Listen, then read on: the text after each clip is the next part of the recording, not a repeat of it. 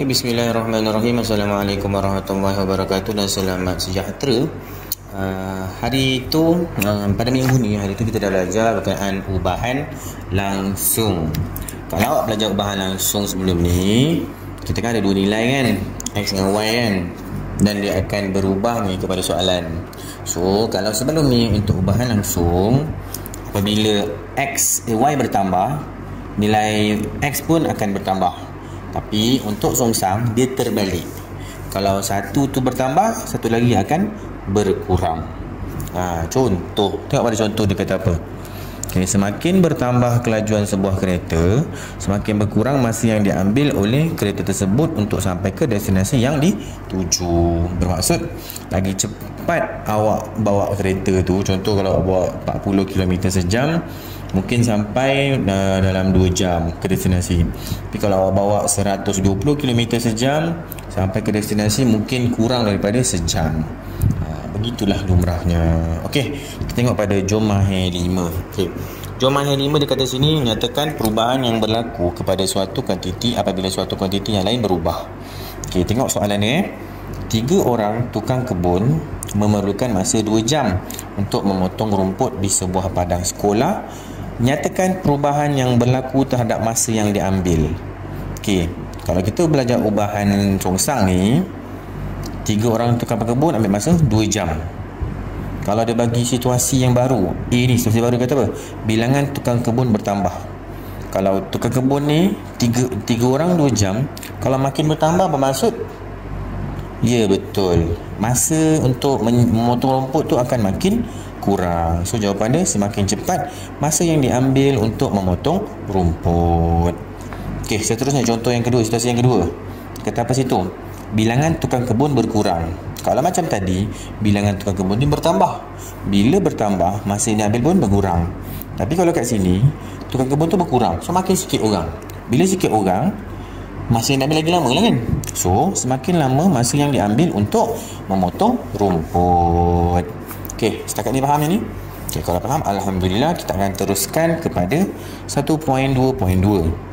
Yang ni nak menentukan hubungan antara dua pemboleh ubah bagi suatu ubahan songsang.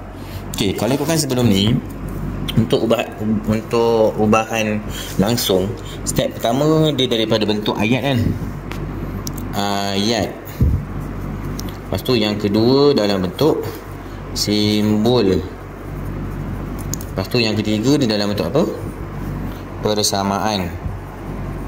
Persamaan. Dan yang keempat dia dalam bentuk, lepas persamaan kita nak cari pemalar. Pemalar ni bermaksud nilai K. Lepas tu dah ada nilai K ni, barulah yang kelima kita masukkan balik pemalar. Masukkan pemalar nilai K ke dalam nombor 3, iaitu persamaan. Barulah settle. Cara nak kira pemalar untuk ubahan songsang dia berbeza sikit. Kalau sebelum ni awak nak kira untuk ubahan langsung, kita pergi sebelah dulu. Yang bahagian ni kalau ikutkan, kita tunggu sekejap. Okey, kalau sebelum ni nak cari pemalar, nak cari nilai K untuk ubahan langsung adalah Y bahagi X. Maaflah, tak macam Y pula, Y bahagi X. Tapi kalau untuk ubahan songsang, nak cari nilai K dia adalah Y darab X. Ni cara nak cari dia. Okey, kita kembali semula tadi. Okey, sebelum ni awak nak buat daripada bentuk ayat kan. Bentuk ayat kepada simbol. Kalau simbol untuk ubahan langsung, simbol dia adalah Y, simbol dia dengan X. Lepas tu kalau awak tukar kepada persamaan, akan jadi Y sama dengan KX. Lepas tu nak cari K, dia akan jadi Y bahagi X. Ni ubahan langsung. Ubahan langsung. Tapi kalau untuk ubahan songsang lain pula. Ubahan songsang, pertama daripada ayat dia akan berubah jadi simbol. So bila bersimbol dia akan jadi Y, berubah secara songsang. X tu dekat bawah, jadi macam ni. So dalam bentuk persamaan dia akan jadi Y sama dengan 1 tu jadi K per X. Lepas tu nak cari K dia, awak kena buat Y darab X. Lepas tu dah dapat nilai K ni, barulah masukkan balik dalam persamaan. Boleh terima setakat ni? Okay, kalau boleh terima, kita akan teruskan dengan soalan seterusnya. Okay, untuk sebelum ni kan dia bagi kotak ni kan, dia bagi nilai F, dia bagi nilai G ni kan. So nak cari ni kat sini, dia sebenarnya dia cari apa? Nilai pemalar. Pemalar tu ni huruf K.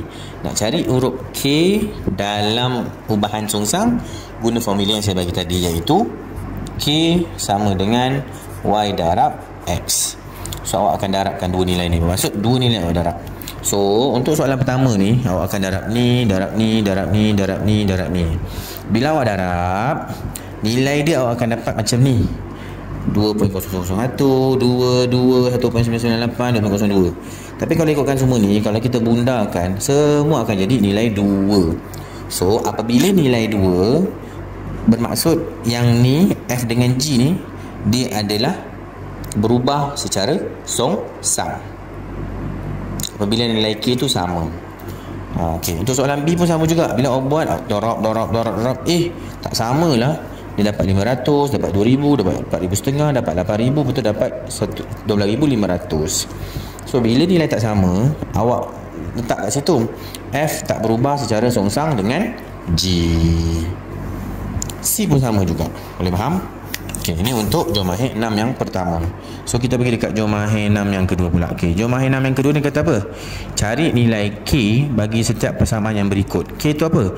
K tu adalah pemalar. So kalau dia kata Y berubah secara songsang, kalau songsang ni nak cari K, guna formula apa tadi? K sama dengan Y darab X. So darabkan. So darabkan saja Y darab X. 1 darab 2 dapat 2. So nilai K 2. Yang ni tak payah bubuh tak apa, sebab dia minta cuma cari nilai K je, kan? Oh tak, dia kata sini seterusnya tulis satu persamaan bagi mewakili hubungan tersebut. Kalau dia kata gini, kena tulis balik persamaan, awak kena ambil nilai K ni, masukkan balik ke dalam persamaan. So dapatlah jawapan macam ni. Settle. Okey, soalan B pun sama juga. Dia suruh cari nilai K dulu. Kalau nilai K, awak kena darabkan Y dengan X. So bila dah dapat nilai K tu, nanti awak akan dapat 2.265. Lepas tu masukkan balik ke dalam persamaan. So dapatlah jawapan macam ni. Boleh terima So soalan B dengan soalan D pun sama. Soalan 3 dinilai. Cuba tengok saja. Dia kata sini, diberi T berubah secara songsang dengan kuasa 2N. Ni ayat ungkapkan T dalam sebutan N jika T sama dengan 4 dan N sama dengan 7. Okey, kalau ikut ayat ni, dia kata T berubah secara songsang dengan kuasa 2N. Ini dalam bentuk ayat. So yang ni awak kena buat kurungan supaya nampak. Okey, T berubah secara songsang dengan kuasa 2N. So awak tulis dahulu T berubah secara songsang dengan kuasa 2N. Kuasa 2N dia akan jadi N kuasa 2. Ini dalam bentuk simbol. Dah dapat dalam bentuk simbol, awak kena ubah ke dalam bentuk persamaan macam ni. Dah ada bentuk persamaan macam ni, barulah awak tengok ayat kedua. Dia kata apa? T sama dengan 4 dan juga N sama dengan 7. So gantikan dalam ni, awak gerakkan ni ke sini. Ni operasi bahagi Operasi bahagi, pindah dia akan jadi darab. So sebab itulah kat sini kita darab, dapat 196. Tak habis lagi, sebab dia kata sini ungkapkan T dalam sebutan N. Bermaksud dia nak T sama dengan apa N. So kat sini masukkan balik dalam persamaan yang awak dapat tadi lah. Persamaan awak apa? T sama dengan K tadi kan. K berapa? 196 kan. 196 per N kuasa 2. So soalan nombor 4 pun sama juga. Okey, cuba dulu. Kalau tak faham boleh tanya. Sekian, terima kasih.